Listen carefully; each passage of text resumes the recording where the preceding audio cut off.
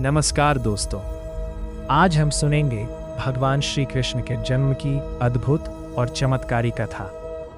ये कहानी हमें सिखाती है कि जब जब अधर्म बढ़ता है तब तब भगवान धरती पर अवतार लेते हैं। बहुत समय पहले मथुरा नगरी में कंस नाम का एक अत्याचारी राजा राज करता था। वह अपनी बहन देवकी से बहुत प्रेम करता था, लेकिन एक भविष्यवाणी ने सब कुछ बदल दिया। देवकी की शादी वसुदेव जी से हो रही थी।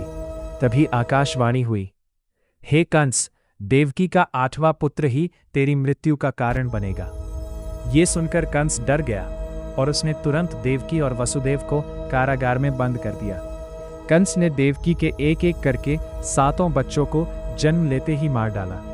देवकी और वसुदेव हर बार दुख में डूब जाते, लेकिन वे भगवान पर विश्वास बनाए रखते।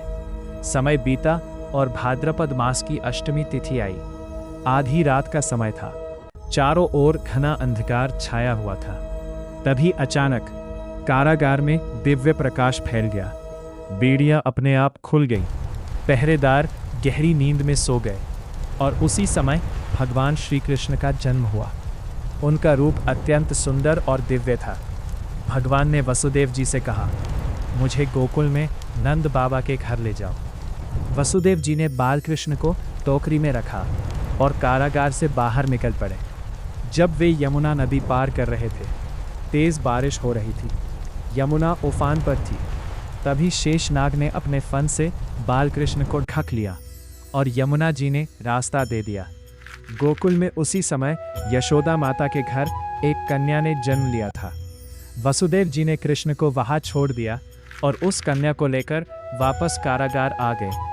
जैसे ही कंस को पता चला, वह उस कन्या को मारने आया, लेकिन वह कन्या अचानक आकाश में प्रकट होकर देवी बन गई और बोली, हे कंस, तुझे मारने वाला जन्म ले चुका है।